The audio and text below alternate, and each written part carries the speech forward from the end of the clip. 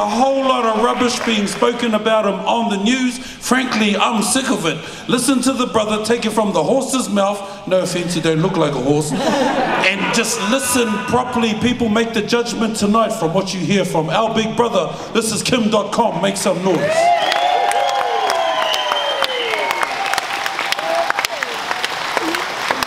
Tēnā koutou, tēnā koutou, tēnā koutou, Gisborne. Thank you very much for coming. I really appreciate it that you take time out of your busy day.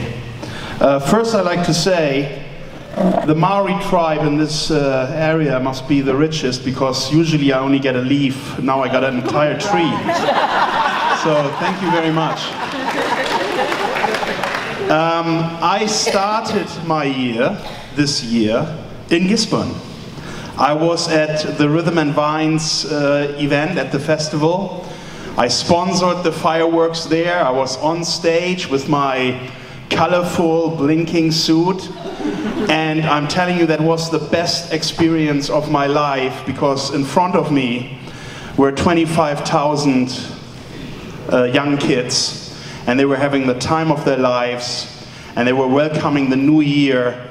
And what a year! Right? Yeah. The birth year of the Internet Mana Party.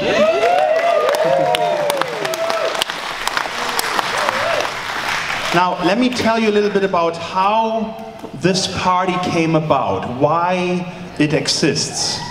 Because there are some people out there who want to make you believe that this is all about me fighting my extradition, which is complete nonsense. Doesn't make any sense. I'm fighting that in the courts. The law is on my side. I've won against this government already 8 times in court. So I don't need a political party, and it makes no sense at all to make that allegation. Let me tell you why this party exists. When my home was invaded and raided by over 70 armed police, some of them arriving in helicopters, armed with machine guns and attack dogs, and they teared our lives apart and our peace, and terrorized us, and separated us from our children, and everyone was just in shock and awe.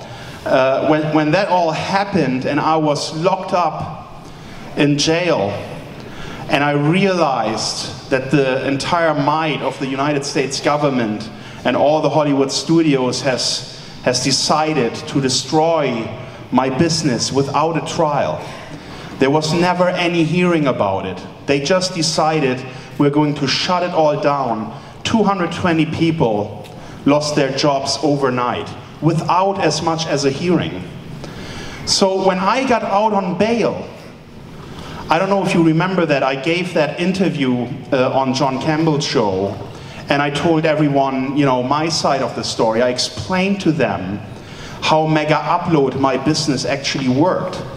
And let me just remind you, you all know what an external hard drive is, right? So my business was an external hard drive that was connected to the internet for everyone to use, to back up their data, to upload their files, to share it with their friends, colleagues, the entire world. And it was used by 50 million people a day. So my crime actually is making 50 million people happy and giving them an efficient and useful tool that they all loved and that was taken away from them. They want to put me in jail for 88 years for that. Now, when I got out on bail and I gave this interview to John Campbell, what happened afterwards really surprised me. It was this outpouring of support from New Zealanders. They had my back, All my assets were seized. People came to our house giving us envelopes with some money, bringing us food baskets, lending us a car so I can drive my wife to the hospital. They took everything away. We had nothing, and people came and helped us. And then, whenever there was a story about my case online, The comments were 99% in my favor. Everyone said, this is ridiculous, this is outrageous, why are we doing this? And it was this support that gave me the strength to fight, gave me the strength to stand up to the New Zealand government, to the US government, to all of Hollywood and all the record labels. It's because of you. I couldn't have done this. You know, those people are mighty strong. I'm a fart compared to them. But because of you, I felt that, you know, I can fight, and I'm still fighting. And so far, we're doing pretty well. So the Internet Party was my gratitude to you, my thank you to you for helping me.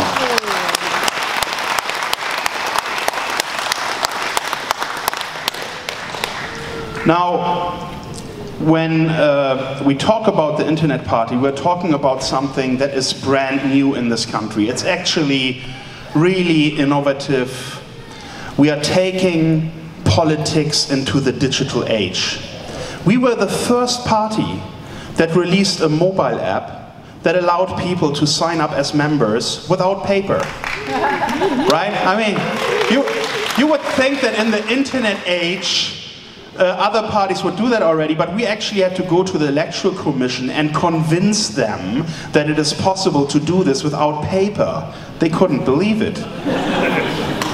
But then what we invented is crowdsourcing our policies. So we created a policy platform where everyone could participate in the creation of our policies. We are unlike other parties who have one or two people that write up their policies and shove it down your throat. We say, you need to have a say, you need to tell us what you need to participate. And each and every policy that we have now released has had contributions from hundreds and hundreds of people. That you can see by reading them. You can see in the contents that they are more thought through and deeper than any other policy, because all the experts that care about the policies that we introduced and even our members introduced, they made a contribution to make them the best they can be. And most importantly, we know how to pay for our policies. We have done the math. We know how to make these things happen. We are not out here to present our gifts and then have no idea how to pay for them. We have an actual plan how to turn every idea that we have and every policy that we have into reality. Let me tell you the two core most important things for me. I could talk about many policies, but these are the two most important ones. Number one is our infrastructure when it comes to technology. When I arrived in New Zealand, I connected to the beautiful country. I connected to the friendly people, but I could not connect to the internet. And it's still the case. I was traveling on this road trip the last 6 weeks, and I'm telling you, more than half of the time on the road, I've traveled 10,000 kilometers. No network coverage at all. Not even one bar, nothing. Now, how many people in New Zealand die because they have a car accident and they can't call emergency services? It's ridiculous. We are a first world country and our connectivity is like in Zimbabwe. You know, I feel like I'm traveling in an invisible tunnel all the time without any connectivity. So that is something we need to change. When it comes to connectivity, this country is connected to the rest of the world with just one submarine cable. It's as big as your thumb. The lifetime of that cable is almost over. It was designed to last 10 years. We are almost there. We have no alternative to it. That cable gets cut, the entire country is offline. That is the reality, and that is ridiculous. And the other reality is that we have a broadband monopoly in this country because there is only one cable, and that cable is controlled by the Southern Cross conglomerate, of which New Zealand Telecom owns 50%. They dictate the price. And the bandwidth in New Zealand in average is more than 12 times more expensive than, for example, in Europe or in the United States. That's why our tech sector isn't thriving. And let me give you the best example of that. After the raid, with all the support, I created a business plan. I started a new business called Mega, which is encrypted cloud storage, which is now a website that has over 12 million registered users in a little bit more than 1.5 years. And that website is now using more than 3 times the bandwidth of the entire country of New Zealand. That's how big it is. And I would not be able to operate that business out of New Zealand simply because of the cost of bandwidth. It is 12 times higher than where our servers are based now in Luxembourg. Okay? I would love to have all my servers here. I would love to have my business based out of New Zealand and serve all my customers from here, but it is economically impossible. We need to change that. We need to crack down on that bandwidth monopoly and make bandwidth affordable and make it faster and better for all of us. There are 200,000 school children in this country who do not have an internet connectivity. They can't participate at all in this digital revolution. I mean, just think about that. You know, they are growing up without the opportunity of learning about all these new tools, all these new technologies. So we need to change that. But here's the biggest problem that we have in New Zealand, and that is that education costs money to the student. That the student loans are causing our students, once they enter into their professional life, to leave this country. Because once they are done studying, they have a mortgage already. They have $100,000 to pay back, and they are leaving this country to go abroad, to find a higher paying job, to pay back these loans. And once they leave, they build their relationships abroad, they maybe build a family abroad, they make new friends abroad, and they never come back. So we are exporting forcefully our brightest minds and the people that can actually turn this country around and make the digital economy happen. We are showing them a big stop sign and sending them away. And we're going to end that. We're going to make tertiary education free again in this country.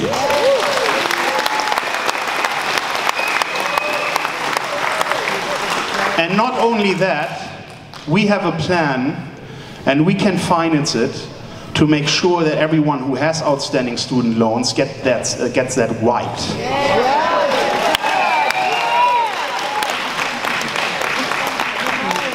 Now, another thing that is really important in order to lift the game and to grow the pie in New Zealand, we need to make more money in this country. We can't rely anymore on the old economy, on the farming. There's hardly any growth in those industries unless we destroy our environment further. The technology sector has the biggest promise. Look at what the internet has done in the last 10 years and think of what it will do in another decade. And we as New Zealanders, we can participate, we can grab a big piece of that market share and lift our game and make the digital economy the biggest contributor to our country's GDP. And we know how to do that. I know how to do that. It's actually quite simple. Let me give you an example. When I started my first company, I was 19 years old. I've just been convicted for hacking. I'm a computer hacker. And I hacked NASA because I wanted to know if aliens really exist. And I hacked the Citibank because I wanted to make a donation to Greenpeace. I really like the guys, right? And I hacked the German credit rating system, and I put the credit rating of our Prime Minister down to 0, didn't like the guy.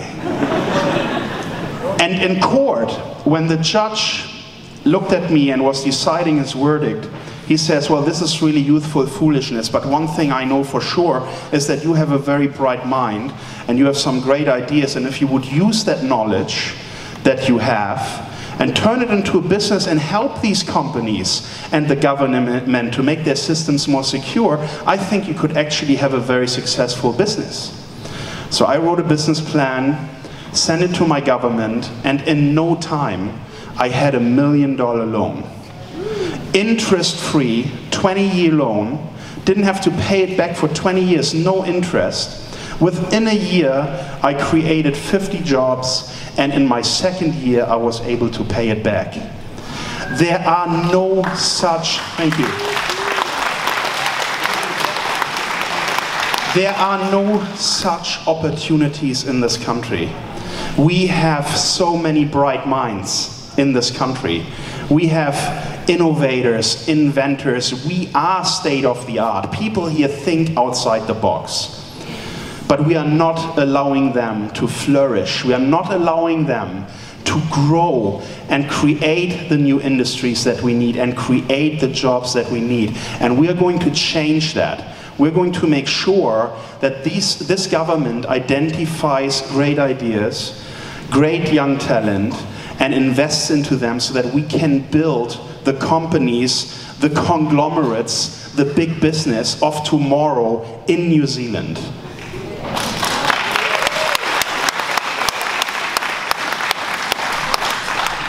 Now, let me talk a little bit about the Mana element of Internet Mana. Because when we announced that, a lot of people had question marks. They were like, how does that make sense? You know, on the one side, you have me, who is a tech entrepreneur, and on the other side, you have a party that fights for social justice. I can tell you one thing about myself and my fellow tech entrepreneurs. We all have a heart. You know, we all have a heart, and when I heard what Mana stood for, I mean, how couldn't you agree with that? How couldn't you agree with every single child that right now goes hungry to school, and there are 50,000 of them, to feed them? How couldn't you agree with a proper minimum wage that allows everyone to live a good life? And how could,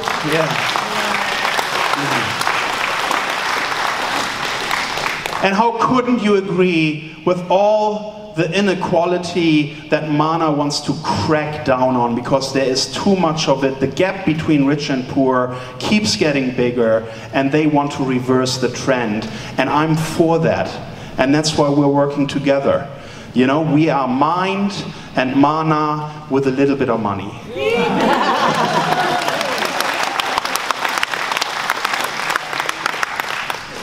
So, and let me tell you a little bit about Honey. Honey is a great guy. Honey is a great guy. When you read about him in the media, they want to tell you he's a crazy man. He wants to kill rich white people. He wants to eat their children. He is a terrorist. All right? That's what they tell you. I met the guy, I've been with him on this road trip. He's one of the few politicians who actually really care, who actually really want to make this difference and make things better for the poor and for the people that are suffering under this national government. Yeah.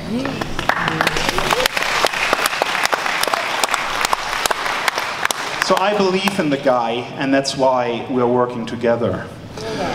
I also have to say something about Lila. When she came on board, the game changed completely.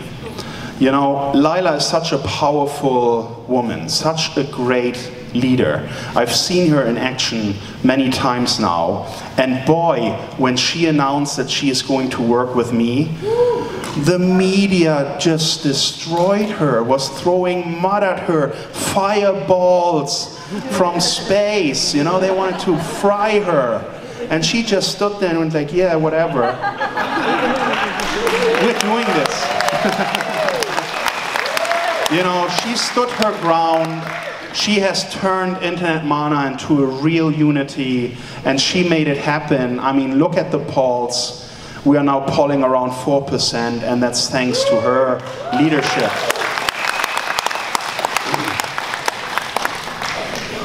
Now, the last thing I want to say is there are avenues for us to pay for all of this, all these ideas that we have. And let me just give you one example. We want to introduce a capital gains tax, which is a tax that's not going to hurt any of you.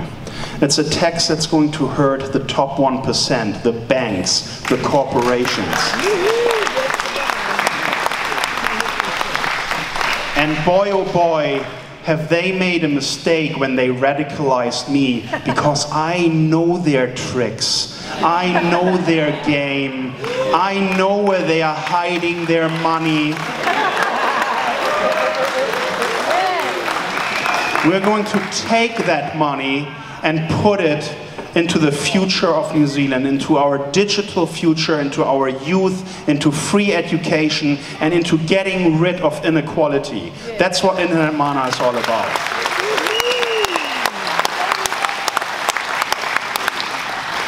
Internet Mana is a time machine. I want to take New Zealand into the future.